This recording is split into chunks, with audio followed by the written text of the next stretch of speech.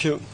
Good morning, Your Honors. This is case IT 0367T, the prosecutor versus Vojislav Šešelj. Merci, Monsieur le Thank you, Registrar.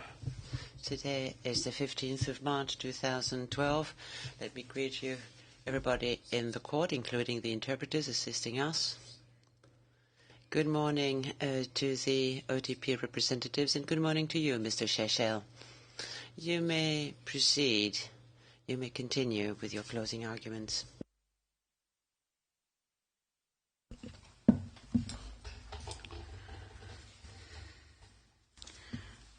In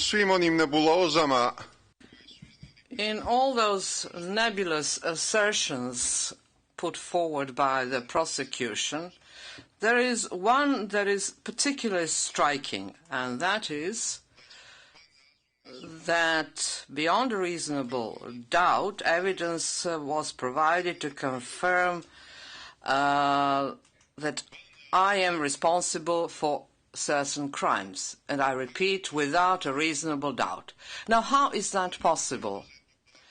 First of all, I was deprived of my right to self-representation. I am deprived of the right to present my case. These are basic presumptions.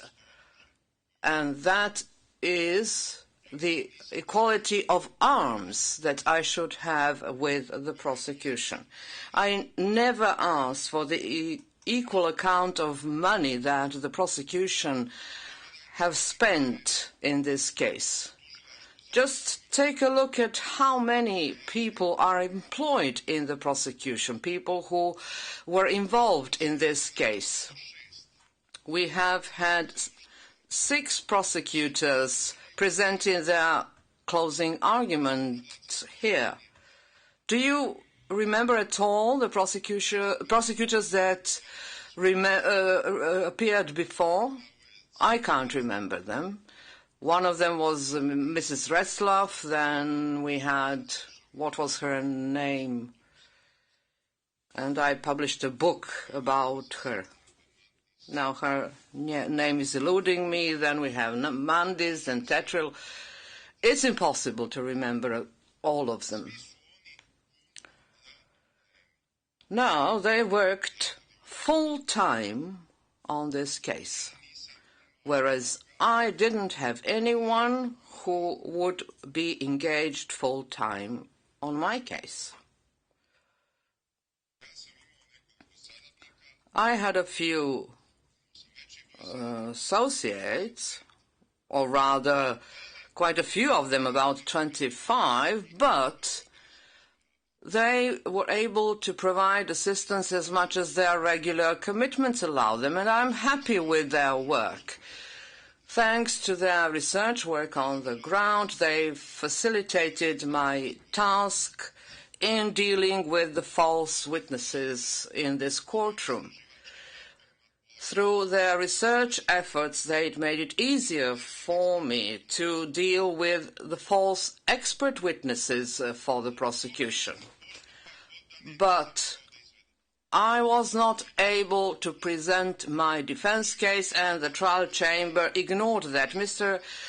Antonetti, while he was a pre-trial judge, advised me to obtain a loan from a bank in Serbia, and then this would be refunded after the case had been closed. Thankfully, I did not resort to that, because all those people who would be my guarantors would have had to sell their homes or maybe commit even suicide. A lot of Serbs agreed to be guarantors to people who are taking loans, and afterwards there was only way out for them, and that was suicide. I read about that in the paper. However, none of my associates was forced to commit suicide because I didn't take this option into consideration. Then the trial chamber decided that my defense can be financed, but as of the date of delivering the ruling, that is to say, after the prosecution case has been finished, and then I would have received 50% of the costs for the defense.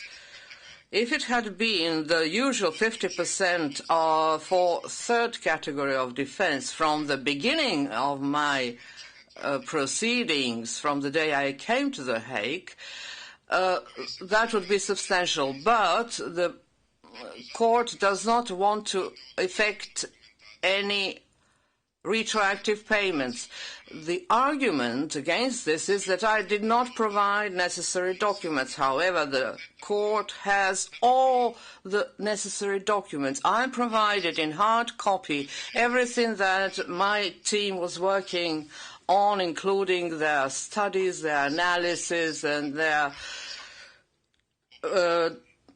documents. I had more than 10 exhibits about the possible forms of defense, but nobody understood that, because there is a special form of defense if somebody is based their defense on alibi. There's another form, on the other hand, which claims that the accused was not capable of controlling his behavior. So there are many different forms of defense. One of them is to describe the general historical circumstances with assistance of my associate within this specific form of defense, and based on the best available literature in the world.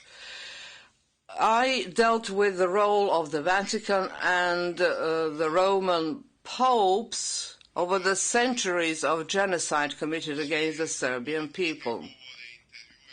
I also dealt with my political speeches and interviews, the extracts of which testify that I always called for the respect of international laws on war, that I called upon the volunteers to deal with their enemies only if they are armed, that if they have women, children, or elderly surrendering to them, to treat them properly and with the respect for their dignity. Here, the prosecutor showed a segment of a video clip celebrating the departure of volunteers in front of the head office of the Serbian Radical Party. But they only took out one excerpt from my speech, and they intentionally removed part of my speech in which I say you should treat your enemy in a chivalrous manner, you have to respect international law when it comes to prisoners, you have to treat the civilians, women and civilians in general, in a noble manner. The Serbian press informed the public about this. There are a lot of news people in Serbia who still remember that speech, that particular part that was taken out by the prosecution. I did indeed, on many occasions, issued warnings that the number of victims, innocent victims, would perish if there were to be a war. But you don't have any evidence that I advocated the practice of killing or mistreating civilians. I didn't do that, ever. I never said they should be killed, they should be beaten up, they should be maltreated, they should be starved, they should be put in inhumane conditions. The OTP called many false witnesses that would corroborate such statement, and you admitted those statements into evidence. I'm sure you realize that this is worthless. Everything that the OTP has produced is worthless. And what was submitted to you by them, its only status is an annex to the indictment. Only the words spoken in this courtroom can carry certain weight. And that requires a good cross-examination, and it should be properly refuted. Now, the prosecutor is manipulating the witnesses, and I'm going to illustrate this with a number of examples. Let's take Ljubisa Petković. He used to be the chief of the war staff, the vice president of the Serbian Radical Party for a period of time, after which he was expelled from the party in 1993 due to certain allegations.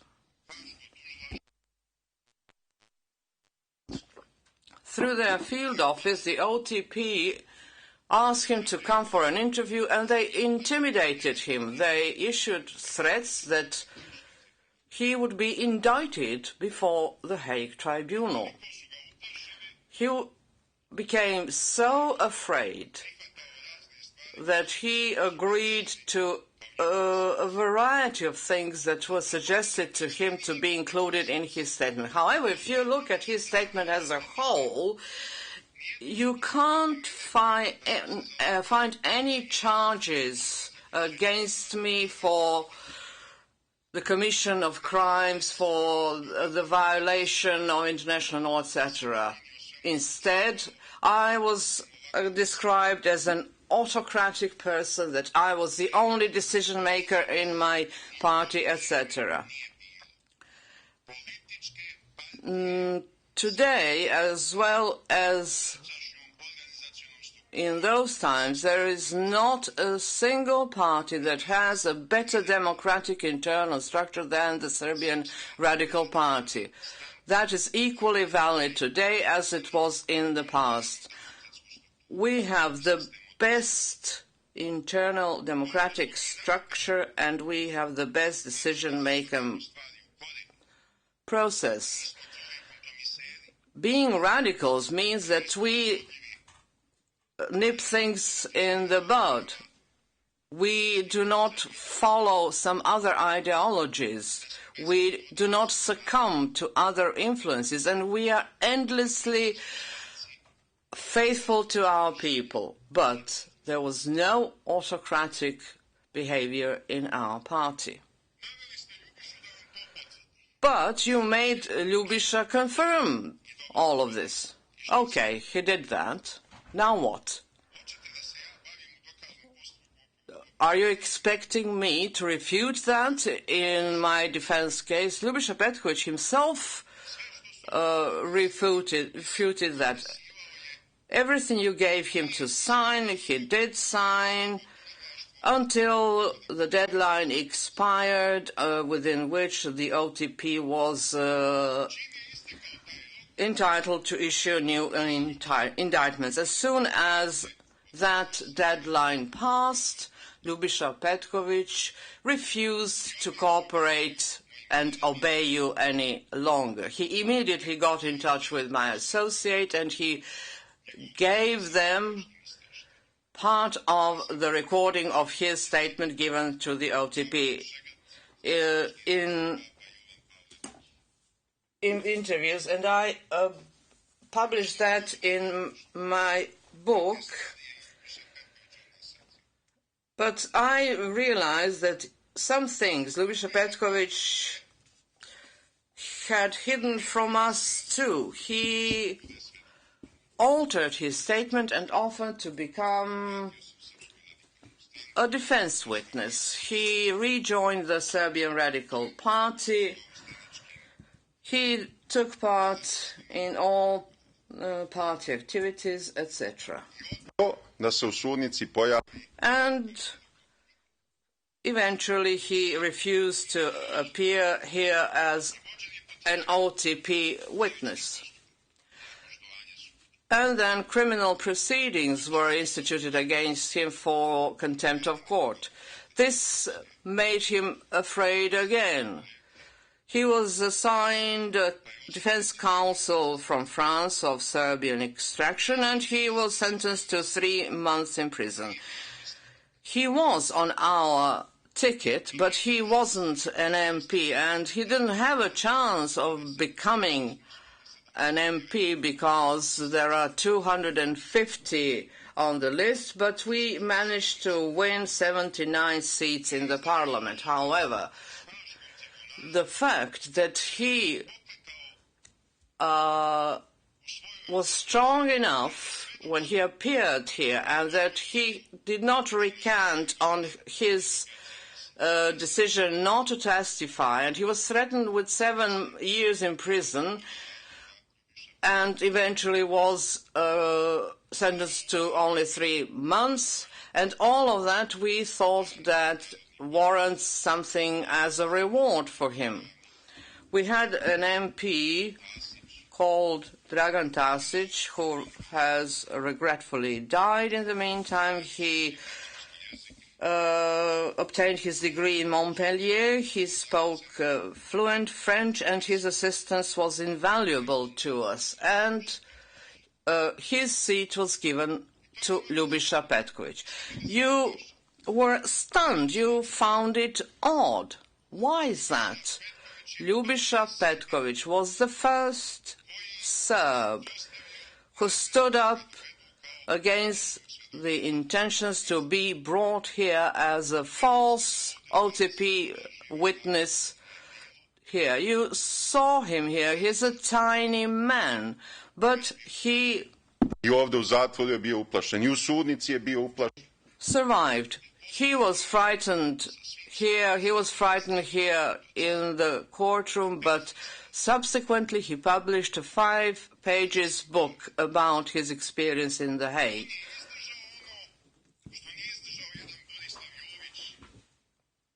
He could not withstand everything that Boris Saviovic was. He was, interpreter's correction, he was able to withstand what Boris Saviovic wasn't. Boris Saviovic came to testify against Slobodan Milošević. Now, it beggars the question from the moral aspect immediately. Why did he agree to that? Why didn't he kill himself? Because any honorable person would have committed suicide rather than do that. He, as the former president of Yugoslavia and the alleged member of the JCE, comes here to testify against another member in the JCE. Now, let's take the example of Zoran Lilić, the FRY president. He came to The Hague to testify against Slobodan Milošević. Whereas at the time of the crimes attributed to Milošević, Milošević was not the supreme commander of the army. Zoran Lilić was. So on the one hand, we had immoral creatures who trampled all over their own honor and dignity. And on the other hand, we had a small man, Ljubisha Petković, a man who finished only a secondary school, a tradesman, who stood up to them. And that's why he had to be rewarded. Certainly not because I minded his testimony or his statement. You admitted his statement into evidence, but it's worthless. That he said that I was a bad person or an autocrat. What could that possibly mean to your judgment? Or that the poor man he said that I made all the decisions and he never had any say in anything. I don't mind. I was always responsible for my volunteers, and I never tried to deny that responsibility. And even when volunteers were sent without my knowledge, I am still responsible for them. I stand behind everything that was done by the staff of the Serb Radical Party. You had other witnesses here. I'm not going to mention their names.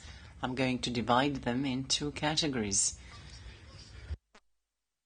You've had more witnesses that the prosecution had tried to blackmail or threaten into testifying. Without success, they refused. When I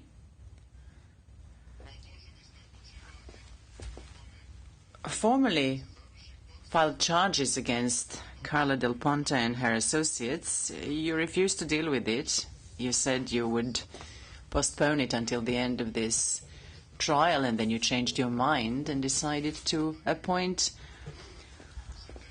amicus curiae 1.5 years ago to deal with this. And then, surprise, surprise, American people were named as amicus curiae.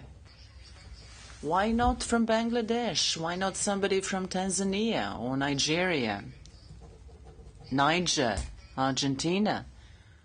Why a US citizen?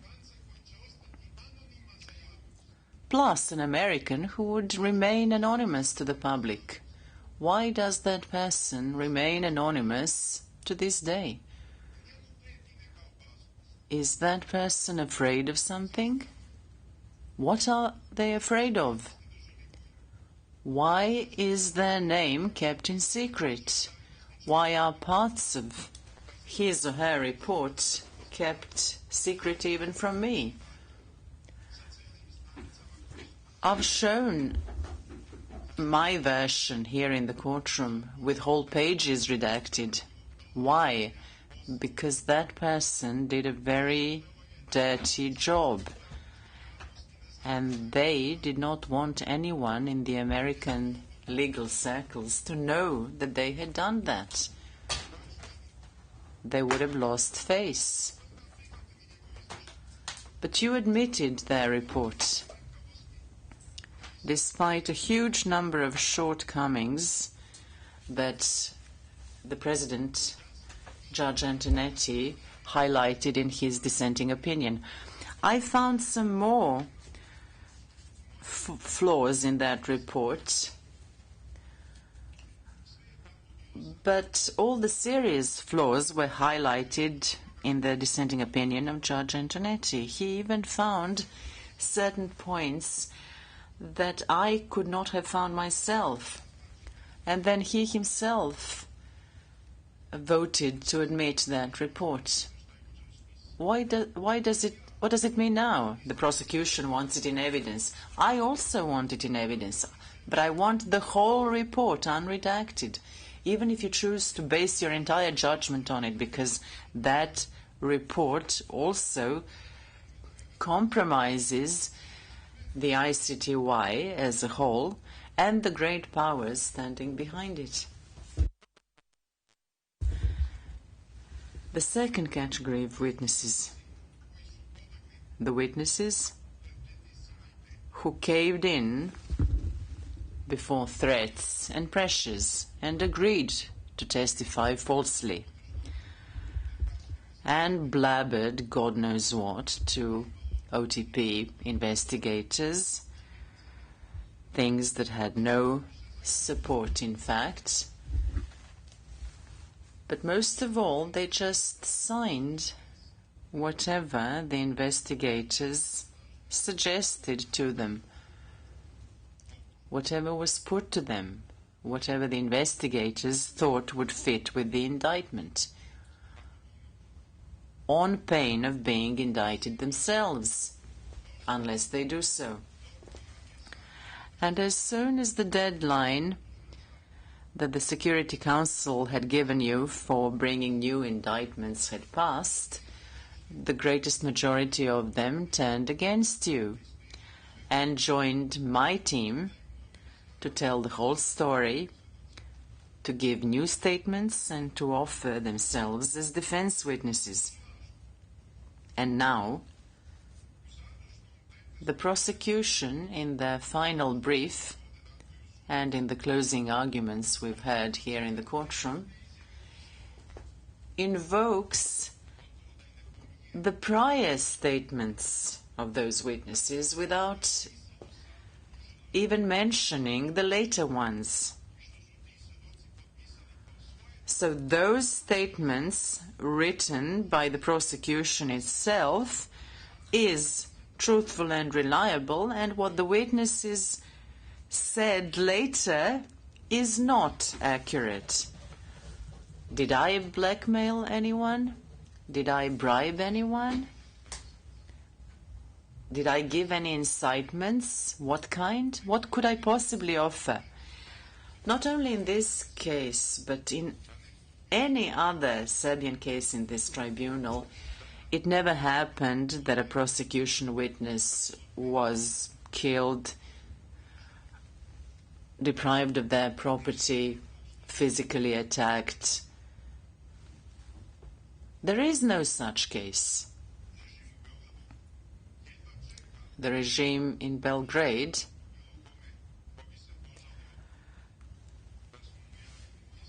can hardly wait to provide protection to anyone who would claim that they were threatened by me or my associates. You had one witness, Dejan Anastasievich, and you abandoned him as a witness who was prepared to claim that we had planted a hand grenade on his window. How could you possibly make that claim? How would you possibly place a hand grenade on a windowsill? He said that my wife, Jadranka, was involved in this. That's the second category of witnesses. The third category are bribed witnesses. One specimen appeared here in the courtroom. That's Goran Stoparic. He was coached first by Nataša Kandić. She fraternized with him. He lived in her apartment. He had a key to her apartment. And he provided a false statement in which he even said that at a rally in Šid 1991, and by the way, that rally never happened in Šid in 1991, he said that I came to a football stadium awaited by huge crowds and gave a Hitler salute. That's written in a statement signed by Goran Stoparic. And one of my first questions was about that Nazi salute. And Goran Stoparic said here in the courtroom that that was not true, and he had no idea how that found its way into his statement. And he also denied many other things from his statement. He only stuck to his lies about the military organization of Chetniks in Serbia, in companies, platoons, other military units. Although all of Serbia knows it's a lie. But he was useful because he helped me clear up certain events in Herzegovina and some events in Vukovar, etc.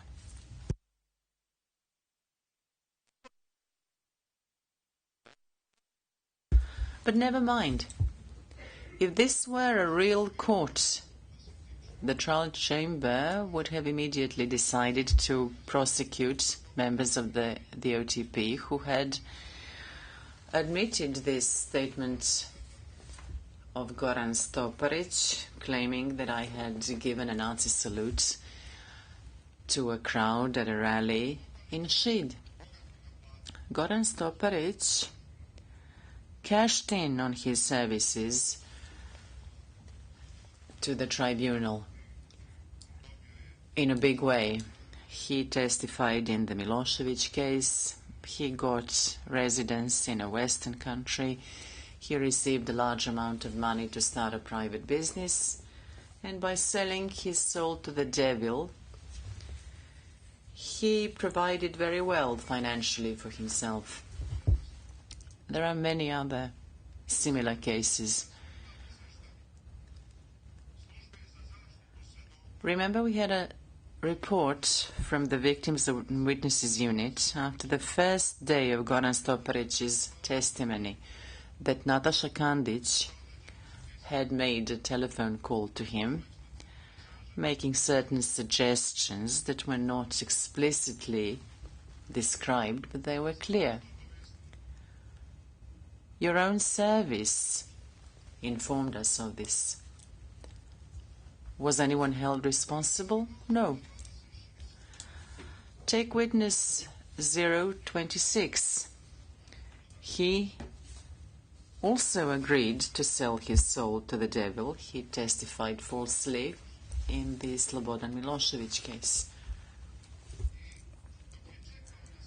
And while waiting to testify, he spent several months here in The Hague.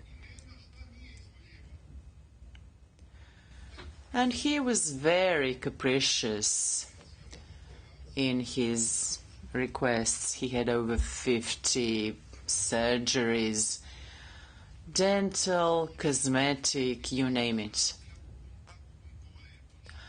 including several sessions of acupuncture. And all this was paid for by the ICTY. Anything he could possibly think of. Change all of his teeth, treat all his conditions. All his requests were accommodated along with all his whims. And he eventually received residence together with his wife in a Western country. But eventually he ended up not so happy. They cut down on his benefits and they did not treat him as well as they did Goran Stoparic. So, unhappy as he was, he picked up his luggage and returned to Serbia together with his wife. And he left that Western country in secret. And because you treated him revolted, he came to my legal defense team. His statement claimed, among other things, that I had blown up the Roman Catholic cathedral in Subotica, as if cathedrals were spaceships that could be easily launched into space. And the prosecution insists on that without checking the facts. Whatever the witness says is immediately put in the statement, and that's it.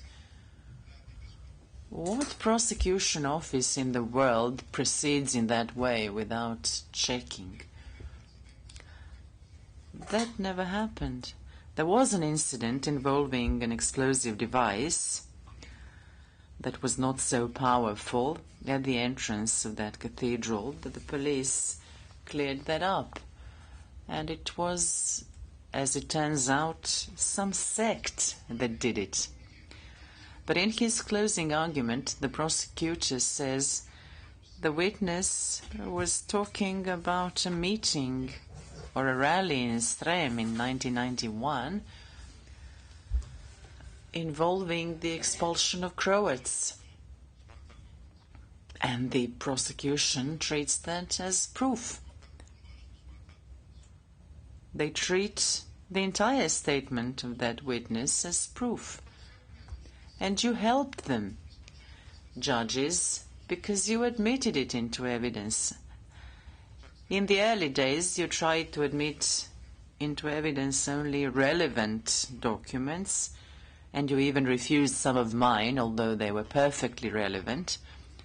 But later on, you allowed the prosecution to bulldoze heaps of documents into evidence.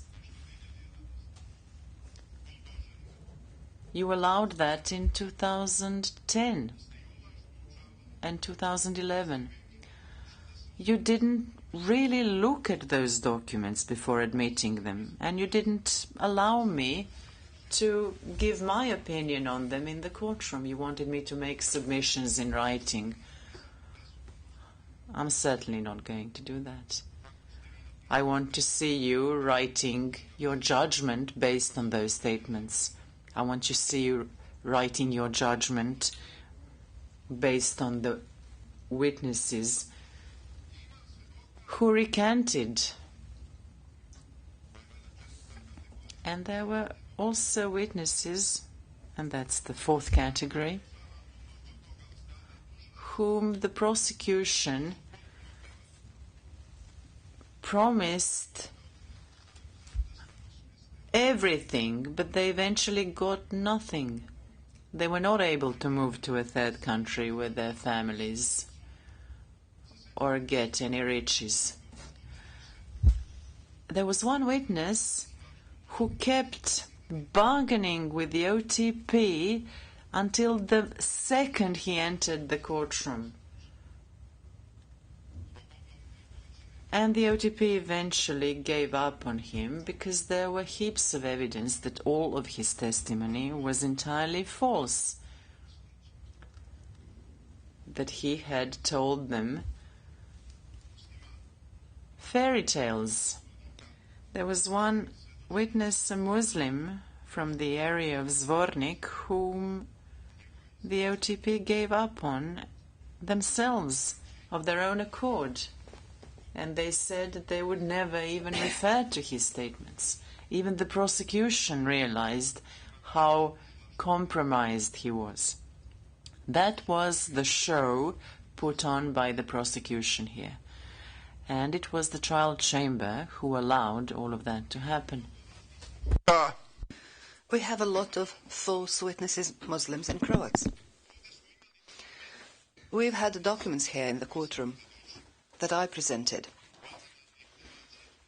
Original documents from Croatia that I obtained from the OTP sources, and they bear the OTP markings, and they clearly show that the Croatian security services prepared Croatian witnesses who testified against the Serbs here at the Hague Tribunal. They also prepared the witnesses that were to appear in my case, or in the case Milosevic, or the Vukovar trio. In the Mrkšić et al. Proceedings, there was a discussion about such witnesses based on the document that I'm just referring to. We've had a lot of evidence showing that the AID prepared Muslim witnesses who were supposed to testify in my trial and in other trials against the Serbs here. How come there are so many differences between the prior statements of the witnesses and those that they provided many years later? In the original witnesses, there is nothing about Šešelj, Šešeljevci, the SRS, and so on and so forth. And then, 10 years later, out of the blue, they do appear in the statements compiled by the OTP itself. It is enough for the OTP to tell the witnesses who were on the other side what to tell, and they become cooperative and they start telling their tale. You had a witness here, Babbage, who provided a false statement to the OTP, and then he turned to the defense because he was hoping that he would be rewarded by the defense by changing his statement and stating something totally different.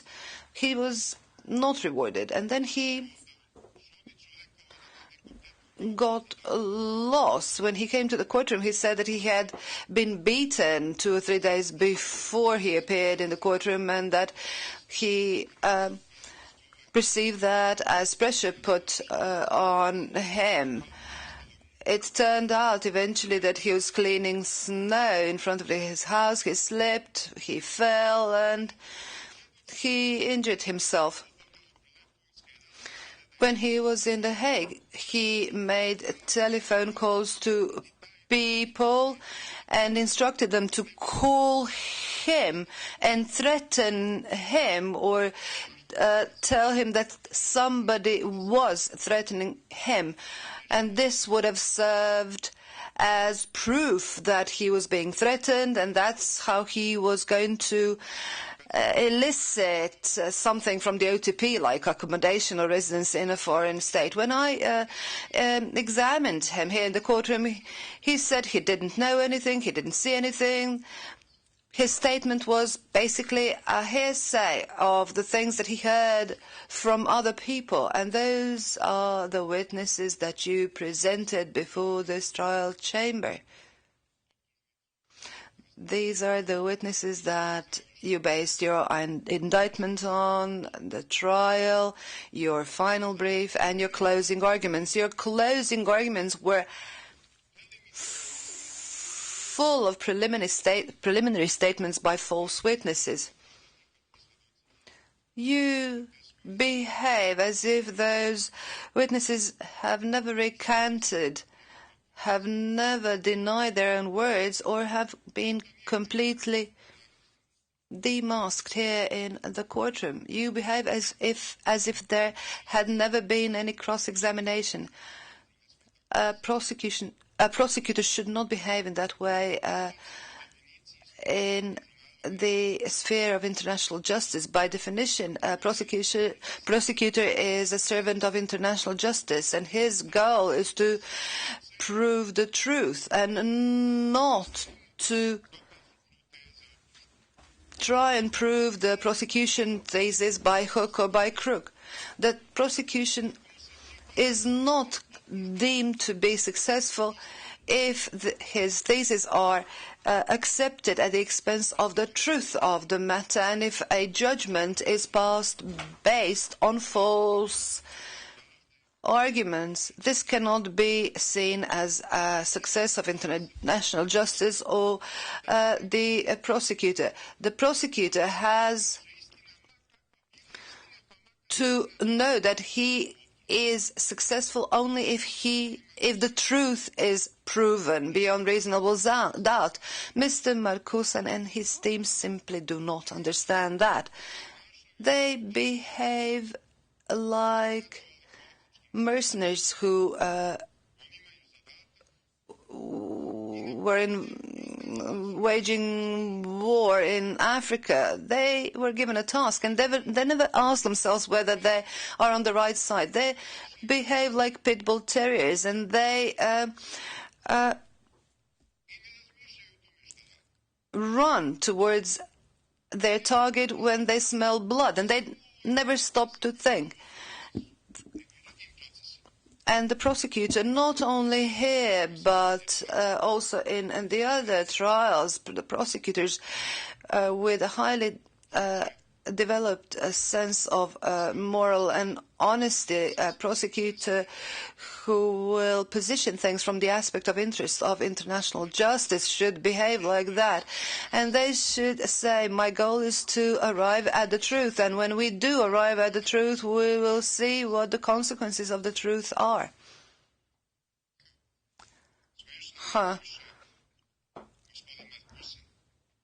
I find Mr. Markusen the funniest of them all. You will remember a false witness, a Muslim who hailed from the area of Zvornik, who claimed that in March 1992 I held a rally in Mali Zvornik. And that rally was an anti-Muslim rally, that I gave a statement to the effect that Muslims were pagans and so on and so forth, and that we would expel them all the way to Anatolia. And he also stated that at the culture hall after the rally there was a conflict between us and the Muslims who were demonstrating in front of the culture hall. And what happened? What transpired? It transpired that that rally had taken place 2 years before, at the beginning of August 1990, it turned out that in the newspaper Velika Serbia we published all of the speeches that were delivered at the rally as well as the questions from the audience. It turned out that the crowd did attack us when we left the hall, that we were stoned, that 2 people from our party were injured as a result of the stoning,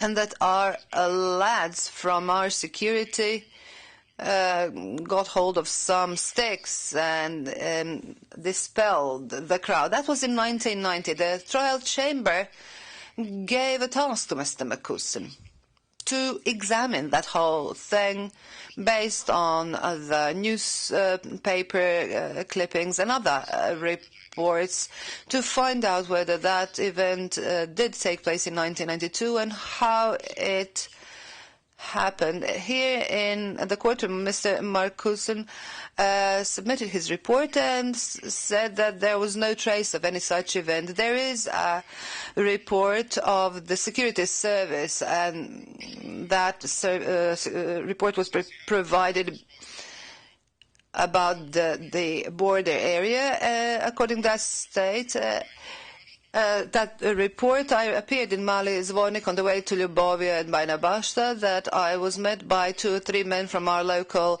regional board, and after a short conversation with them, I proceeded. And what about the rally? There was no rally.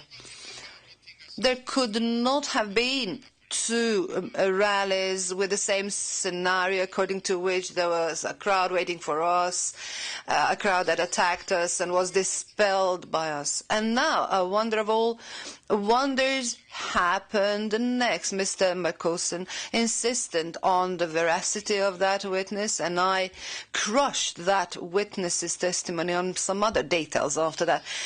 In responding to my submission pursuant to Rule 98 bis, Mr. Markusen never again mentioned that rally.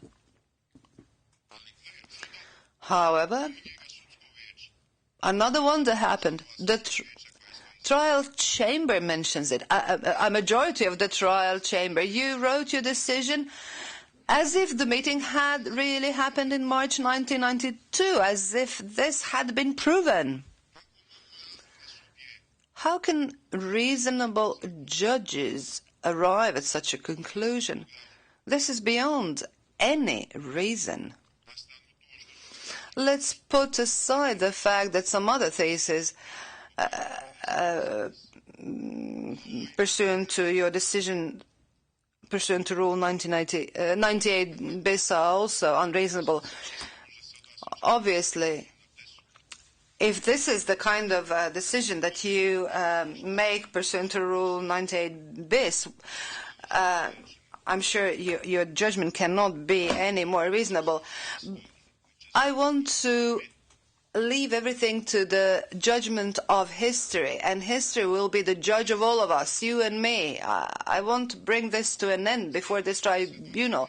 The OTP and their full witnesses have not achieved much, have not proven my guilt and my responsibility. The OTP has only contributed with their false witnesses to the crumbling of the legal, political and moral integrity of the Hague Tribunal. This trial differs from many other trials before this tribunal for the very fact that the manipulation of false witnesses has come to the fore in this trial. In the other trials that I watched from time to time, I observed defense lawyers standing up, introducing themselves to the false witnesses, groveling up to them, instead of crushing them in the courtroom so that they really wouldn't know whether they were coming or going.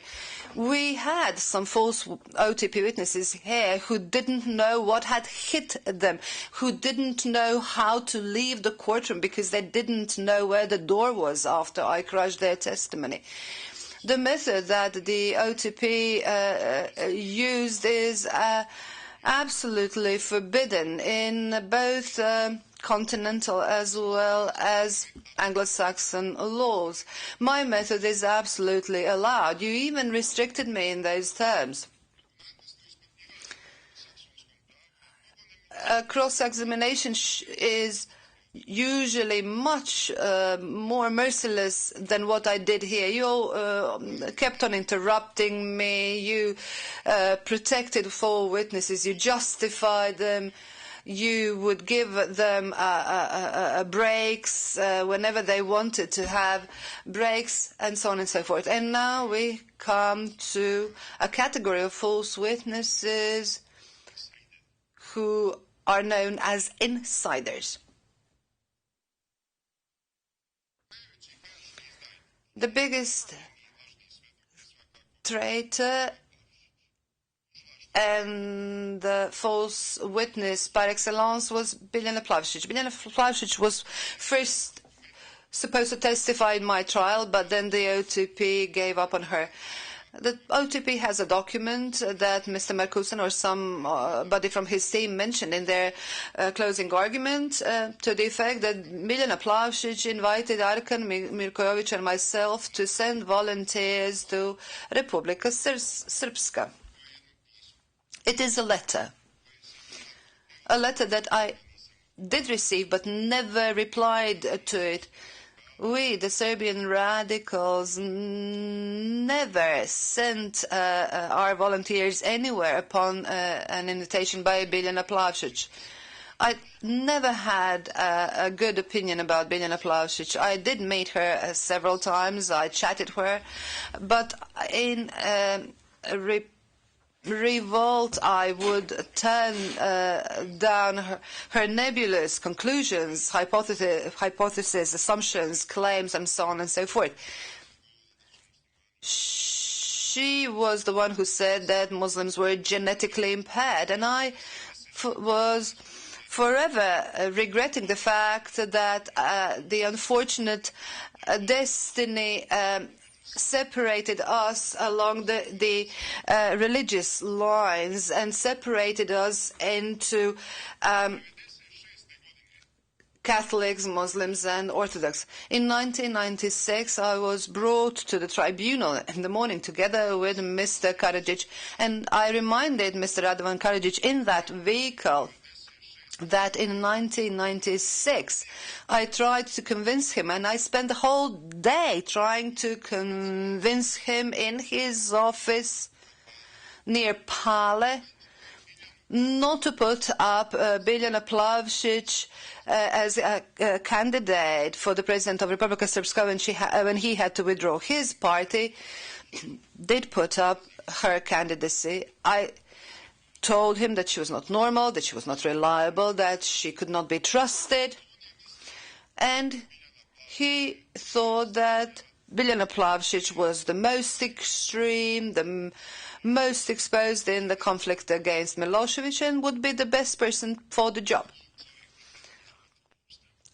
A lunatic can never be reliable. And it was proven very quickly. She received people from America, Miloš Prica, Ana Mintrovic, and some others. How do I know that? That Miloš Prica was somebody that Jewish wanted to plant on me first, as early as 1991. And that Miloš Prica, in a conversation with me, immediately started talking about people walking out, about using force in order to overthrow Milosevic's regime. There was shooting all over Krajina and Bosnia, and he wanted to shed blood in Belgrade. I chased him out of my office and never got in touch with him again. And then they sent him to Milan Babbage. And he took the matters in his own hands She uses Milan Babbage as his instrument in causing a putsch in Republika Srpska, to abolish the legal instruments of power, and Milan Babbage got some support, particularly from Western powers, and succeeded in her attempt. At the next elections, Milan Babbage was defeated by a radical. Once her dirty job was done, Milan Babbage was indicted by the Hague Tribunal. She arrived here. The so-called Serbian Empress, a woman who encouraged the combatants of Republika Srpska. She was the most extreme person of all of them, and plea bargained with the OTP. She didn't like the conditions in the prison. She pleads guilty for persecution, and decides to testify against the other accused. Milan Babbage was an extremist, even too big an extremist for my own taste, although some people think that I'm very extreme. I myself do not consider myself very extreme. Milan Babbage, as an ultimate extremist, testified against a person such as Momcilo Krajšnik, who was always in favor of compromises, negotiations. He was a pacifist. They also brought her to testify against Milosevic. She came to The Hague, but then the OTP gave up on her testimony, believing that it would be counterproductive, and they also gave up on her testimony in my case.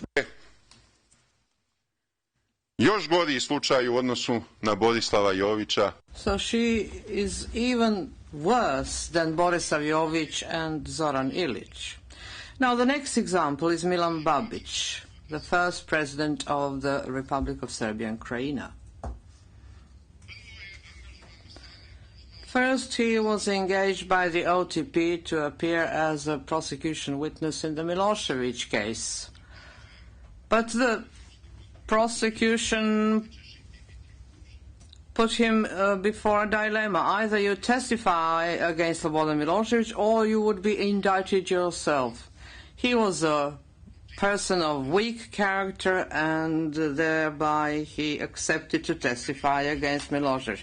However, having completed this dirty job and finished his testimony, he was tricked by the OTP, who nevertheless issued an indictment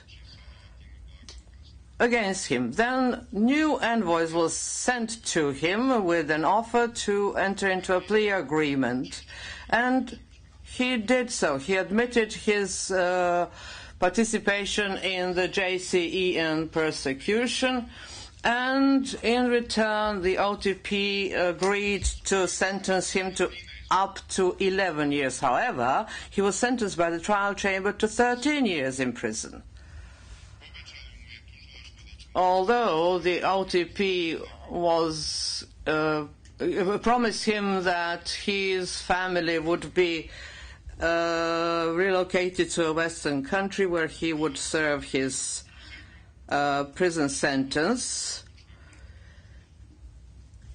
his family was indeed relocated there, but they were put under house arrest. His wife had enough of it, and she asked that she and their son and daughter be returned to Serbia. Now, Babbage is burdened with new obligations to testify against Krajšnik, Milan Martic, Franko Stanisic and Simatovic, and against me. Maybe he would have been called as a witness against Milan Martic. During the Martic's case, Milan Babbage committed suicide. Now, what does that mean? Did the OTP perchance corroborate the veracity of his testimony? Does that corroborate the argument of the OTP, or does it undermine them? I value and esteem Milan Babbage much more than Biljana Plašić, because at one point in time, after being morally disqualified, to which he himself agreed, he had enough strength to commit suicide. The plan was to have Milan Babbage appearing as a witness in this case as well. However, since he committed suicide much earlier, at the time when I didn't even know that he would appear here, the OTP tried to have his former statement and a huge pile of documents admitted into evidence.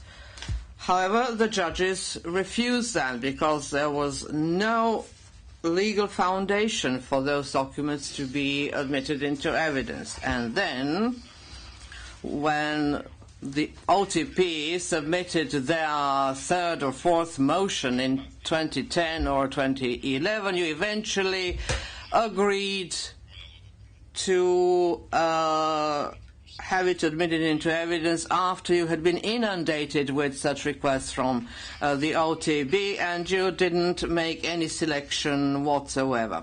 Now, why is this relevant? You have a man who, in despair and as a token of his protest against the tribunal, takes his own life. Let us not talk about the issue of the commission headed by Kevin Parker, who was appointed to investigate the circumstances of this suicide, and they submitted a false report because the commission told the public that Milan Babbage never left a suicide note. But from my confidential sources, and I'm not going to tell you whether it was the OTP or the registry, I heard that there was a suicide note, after all, and I filed a submission with the president of the court, and I told my associate to impart on the public that there was a suicide note, and after that there was no way out other than to admit that there indeed was a suicide note. Now, I don't know whether it was publicized, because this really is beyond my capabilities to find out. Kevin Parker also led the commission establishing the circumstances of the death of Slobodan Milošević and produced a false report as well. Mr. Milošević complained of having in his blood antibiotics that are used for leprosy and other diseases, but which cause the effect of increasing blood pressure. He submitted this letter to the Russian Foreign Ministry through the Russian ambassador. It turned out that it was Milošević himself who put himself in such a position to die so suddenly, whereas in fact Milošević was killed under secretive circumstances, at least by being denied proper and adequate medical treatment, because for days he has been complaining in the courtroom that he was not feeling well, that his head as heavy as something weighing 2 tons, but it was disregarded. The trial chamber, presided by Judge Robinson, ignored that. And there was also Mr. Kwon and Jan Bonomi there. Now, these are the methods that demonstrate how the Hague Tribunal operates. And I am wrestling with this kind of might. A third characteristic example of a false witness was Miroslav Deronić. The first year when I came to The Hague, we were on the same floor, we socialized. He was a professor of literature, he was an educated man. He described to me how he was arrested. First, representatives of the Hague Tribunal asked him to be interviewed several times. He responded. It was inferred that he might be indicted, but he said, if you do that, if you indict me, I am ready to come straight away. However, once the indictment was issued, he was arrested by S4, who severely beat him and tortured him during the course of arrest by submerging him into a barrel full of water. And all of that I heard from Miroslav Deronić. On one occasion I tried to speak about all of this, but the pre-trial judge switched off my microphone. He didn't allow me to do that. Miroslav Deronić claimed not to have been involved in any crimes relating to Srebrenica, and that is the position that he held. But then he entered into Momir Nikolić entered into a plea agreement, a security officer from the Bratunac brigade. In his statement, he mentioned that Deronić had been at a meeting where the execution of prisoners was agreed.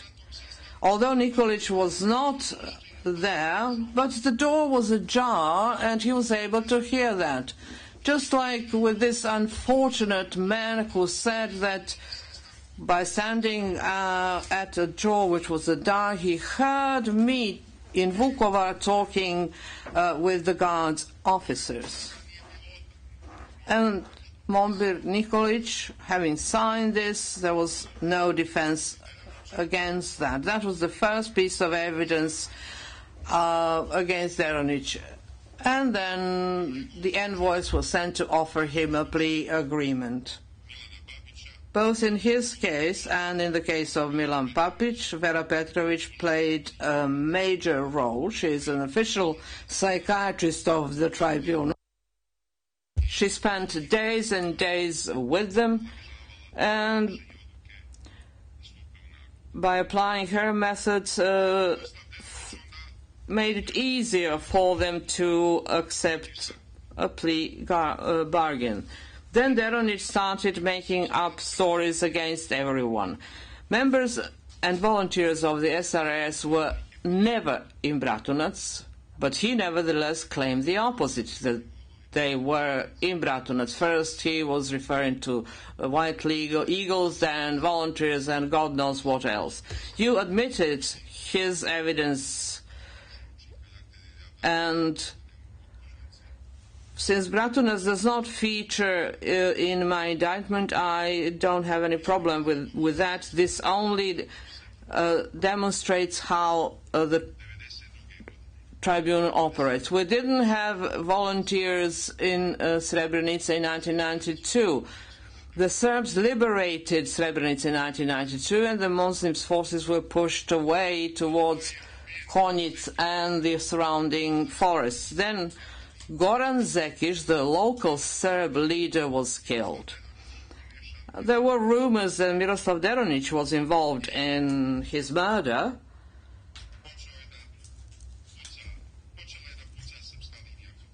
And the Serb line front began caving in. And eventually the Muslims were able of occupying Srebrenica, which they held up until 1995, mainly with the help of the international community. So one moment and one event that took place in 1991 was crucial for the outcome, which is that the Serbs lost Srebrenica. There are a number of other false witnesses that you are referring to. And I'm talking about the deceased people like Zoran Tot. I hope that there is no deceased peoples on the list of the protected witnesses, but nevertheless I'm going to mention these two names, Zoran Tot and Mr. Todorovic. Now, how can that be relevant to anyone? One of those protected witnesses claimed that in 1992 I was in Iliash and Vogosha, but the truth is that I never visited those places prior to 1994. Those who died before they testified, they did not testify due to your fault, because my trial was delayed. Had my trial started a year after my arrival, because it was Carla de Polte who said in Belgrade in February 2003 that everything was ready for the trial to start. When I submitted a motion in 1994 to be released from detention, the most significant response from the OTP was that my trial was due to start in the autumn. I didn't want to seek any guarantees from the pro-Western regime in Belgrade, but the key argument was that my trial was to commence in the autumn, and thereby there was no need for any decision to release me from detention. There are other deceased witnesses. I managed to locate a total of 10 of them. There was an officer in Slavonia. There was one from Iliash who was a member of Vasko Vidovic's unit. He was a Muslim, but he was a member of that unit throughout the whole war. When the Serbs had to withdraw from Iliash after the Dayton Accords, he decided to stay because he didn't want to leave his house and his estate. And then he had to prove to the Muslim authorities that he had been forcibly mobilized, that he was made to become a member of that unit. So he was yet another false witness of yours. Had you started this trial in time, you would have been able to call all those witnesses who died in the meantime. Now, why are you late? It is not my fault that this trial has been delayed for such a long time. You didn't have to adjourn even the sessions this week. I wanted to appear here on Monday. So not a single day in court has been lost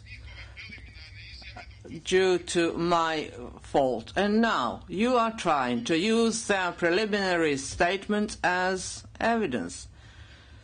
Who can make any use of such evidence? No one. Those were the statements that you wrote yourself, and they only signed it. Had you started the trial in time, they would have appeared here in the courtroom, and we would have possibly arrived at the truth. As it is, it makes no point to discuss the statements of the deceased people anymore, and I have no intention of doing that. Mr. Šešelj, the physician said you should have a break every hour and a quarter. We have been sitting for an hour and 18 minutes. You have been talking for an hour and 18 minutes, so we shall have a 30-minute break since we stick very closely to what the doctor has prescribed, and we shall resume in 30 minutes' time. Vice, we will